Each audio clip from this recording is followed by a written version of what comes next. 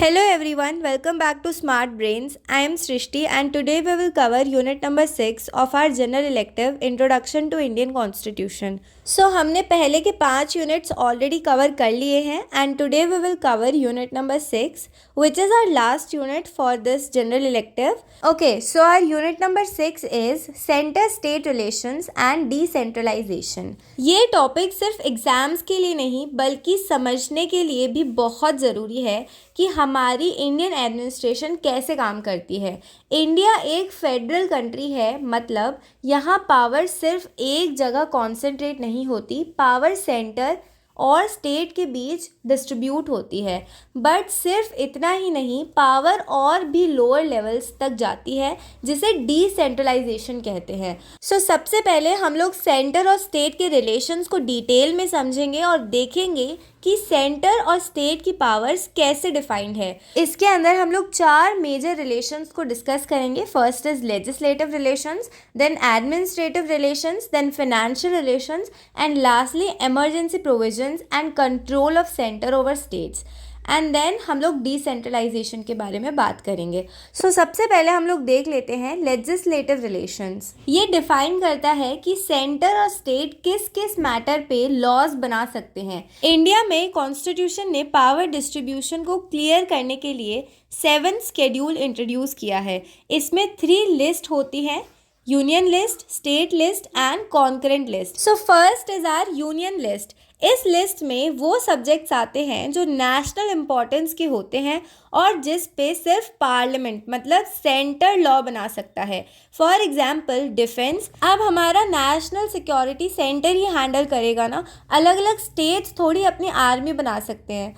Second example है foreign affairs. Imagine करो अगर हर स्टेट अपनी अलग अलग कंट्री से ट्रीटी साइन करने लगे तो कितना कन्फ्यूजन हो जाएगा। इसीलिए ये फॉरेन अफेयर्स पे सिर्फ सेंटर लॉ बना सकता है। अब नेक्स्ट एग्जाम्पल यूनियन लिस्ट के अंडर है करेंसी। जैसे सोचो अगर हर स्टेट अपनी अलग करेंसी चला दे तो ट्रेड का क्या होगा, तो इसीलिए करेंसी वाला भी चीज़ जो है सेंटर के अंडर आता है। अब हम लोग नेक्स्ट चीज़ को डिस्कस करते हैं विच इज़ स्टेट लिस्ट। इस लिस्ट में वो सब्जेक्ट्स आते हैं जो स्टेट्स को रेगुलेट करने होते हैं क्योंकि ये लोकल लेवल पे बेटर हैंडल हो सकते हैं। जैसे for example police, her state की अपनी लॉ एंड ऑर्डर की प्रॉब्लम्स होती है तो उनका कंट्रोल स्टेट के पास होना चाहिए। Second example is public health. एक स्टेट में क्या डिजीज़ कॉमन है, दूसरे में क्या है, ये स्टेट बेटर समझ सकता है, इसीलिए ये स्टेट के अंडर आता है। Next example is agriculture. Maharashtra और पंजाब के क्रॉप्स अलग होते हैं तो उनको कंट्रोल भी अलग तरीके से होगा, तो इसीलिए ये सारी चीज़ें जो है स्टेट लिस्ट के अंदर आती हैं। Now third is concurrent list. इस लिस्ट में वो सब्जेक्ट्स आते हैं जो दोनों स्टेट और सेंटर्स लॉ बना सकते हैं, पर अगर दोनों ने सेम सब्जेक्ट पे लॉ बनाया और दोनों में कॉन्फ्लिक्ट हो गया तो सेंटर का लॉ प्रिवेल करेगा। जैसे for example education, school education का ज़्यादा कंट्रोल स्टेट्स के पास होता है but higher education policies centre भी डिसाइड करता है। Then we have criminal laws.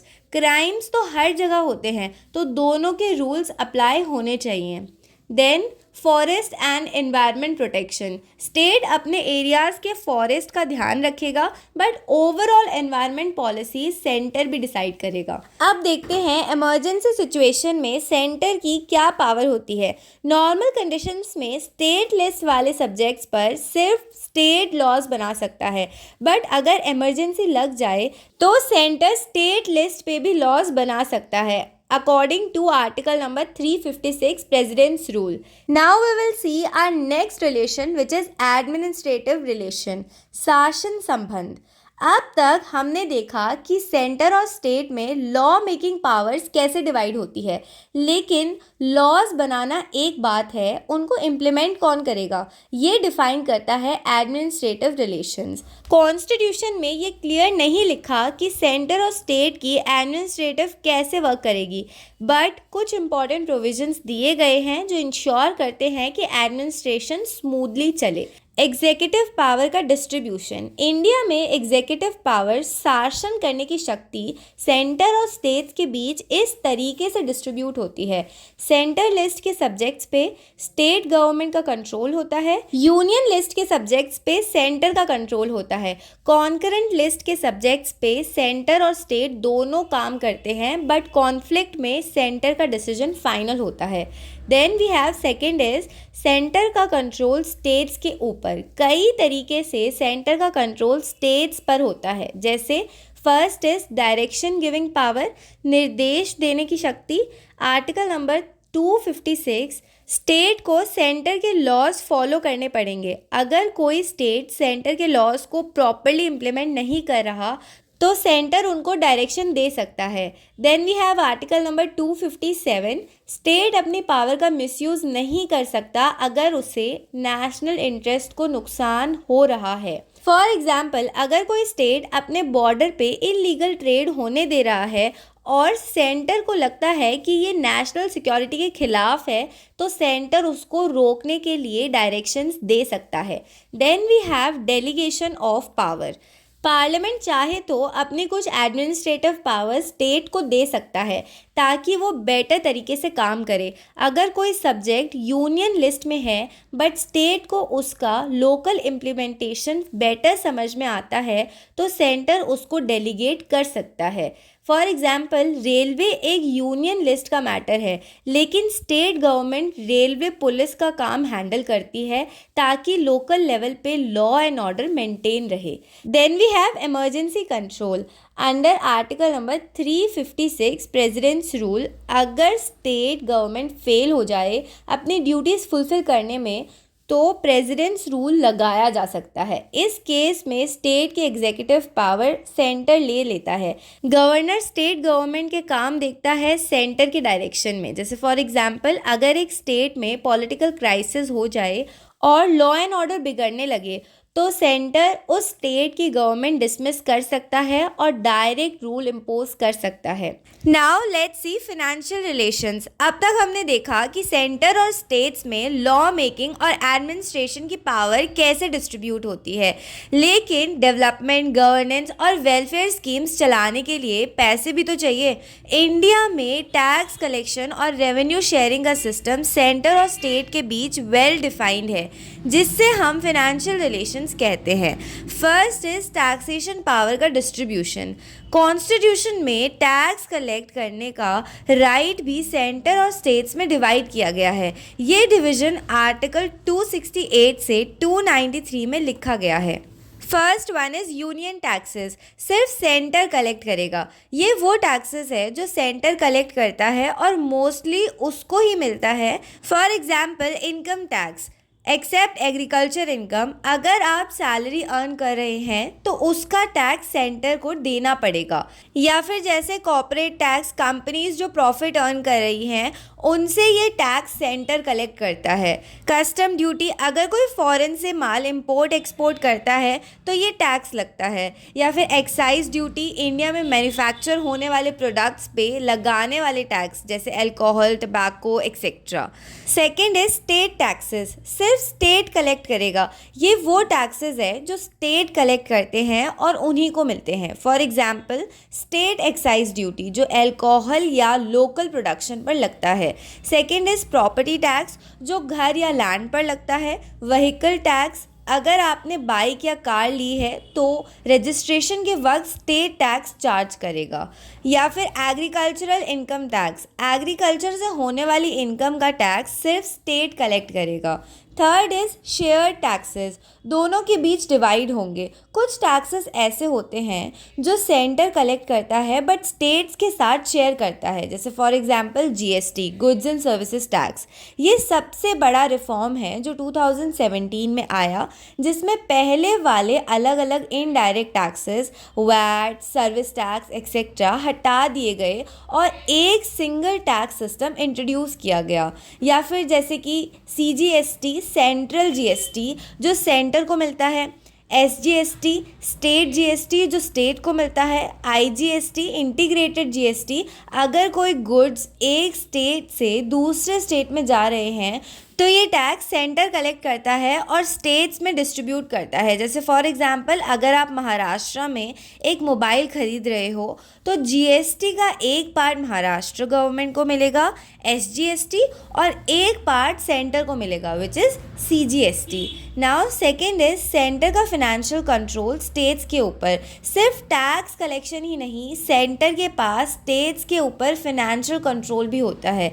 ये मेनली दो तरीके से होता है। First is financial commission article number 280। Financial commission एक बॉडी है जो हर 5 साल में सेंटर को रिकमेंड करती है कि टैक्सेस का डिस्ट्रीब्यूशन सेंटर और स्टेट के बीच कैसे होगा। ये इंश्योर करता है कि पूरे इंडिया में फाइनेंशियल बैलेंस रहे और किसी स्टेट को डिसएडवांटेज ना हो। जैसे फॉर एग्जांपल अगर बिहार या उड़ीसा जैसे स्टेट्स में रिसोर्सेज कम हैं तो फाइनेंस कमीशन रिकमेंड करेगा कि उनको सेंटर से ज़्यादा फंड मिलना चाहिए। Second is grant in aid article 275 and 282। Grants in aid वो फाइनेंशियल हेल्प है जो सेंटर स्टेट्स को देता है ताकि वो अपनी स्कीम्स और डेवलपमेंट प्रोजेक्ट्स रन कर सके। दो तरह की ग्रांट्स होती हैं।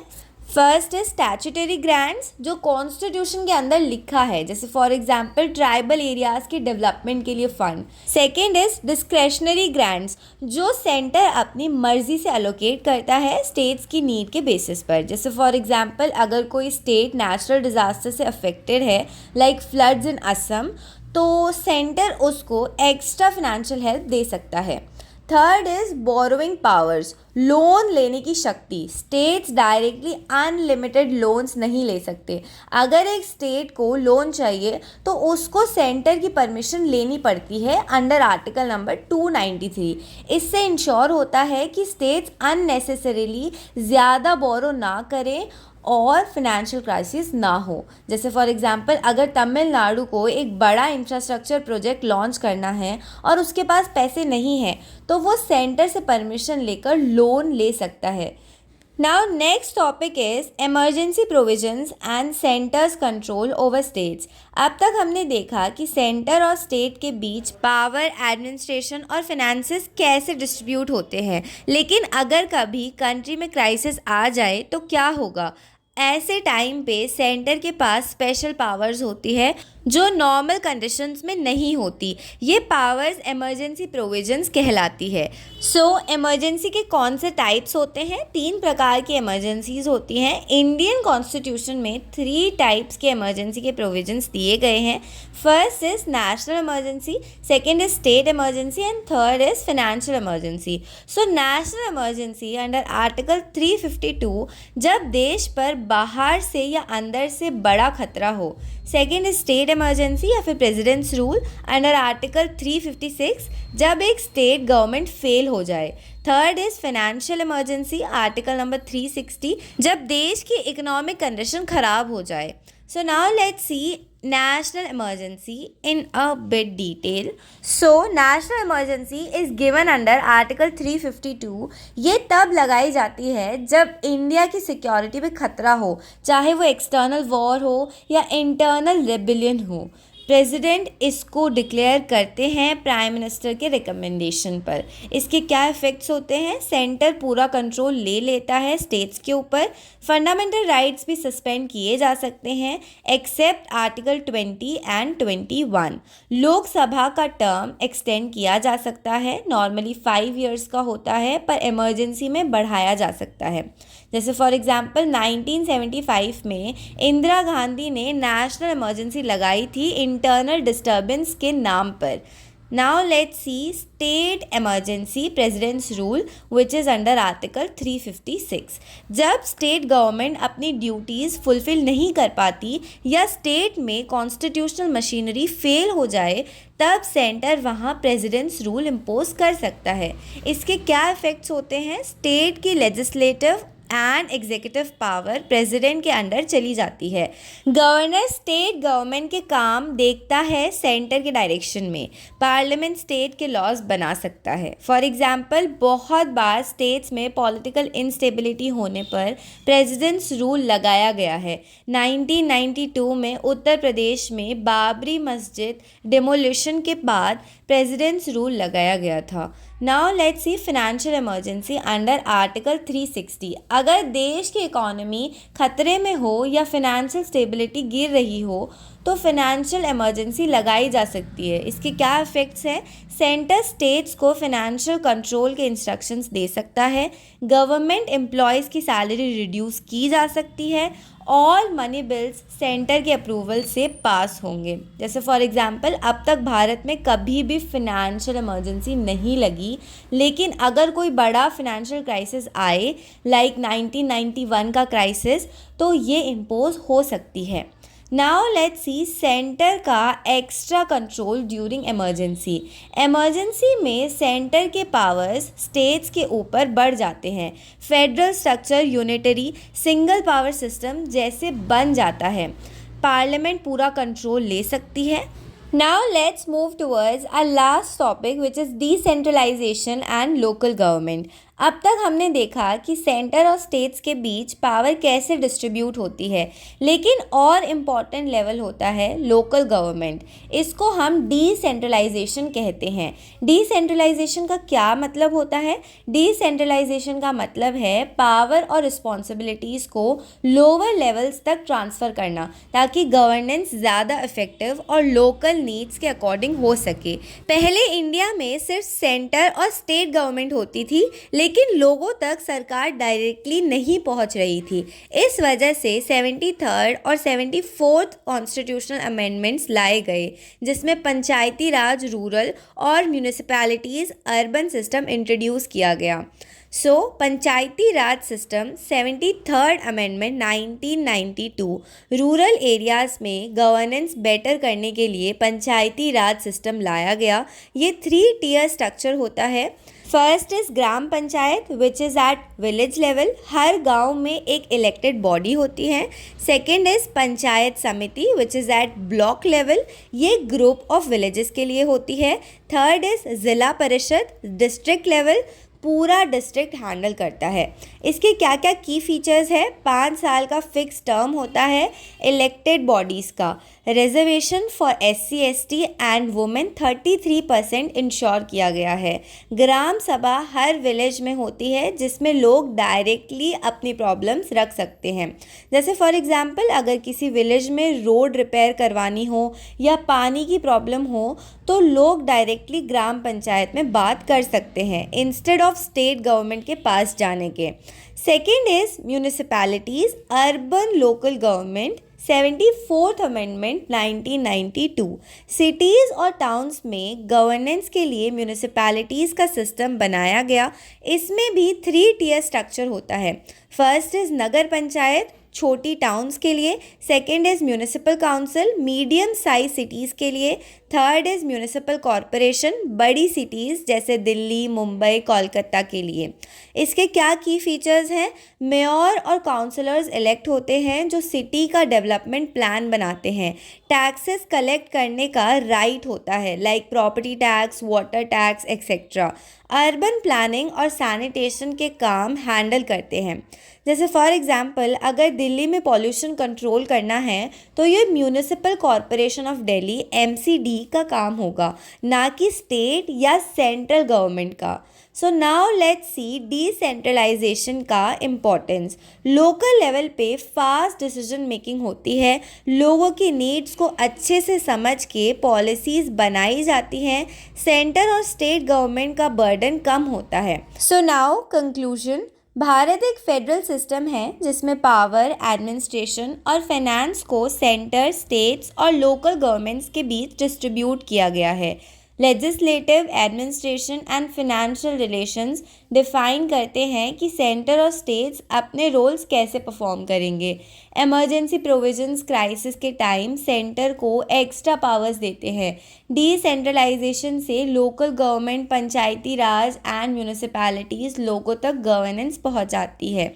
Why it's important, power sharing से गवर्नेंस स्मूथ होता है, इमरजेंसी रूल से देश का स्टेबिलिटी मेंटेन होता है, लोकल गवर्नमेंट से फास्ट डिसीजन मेकिंग होती है।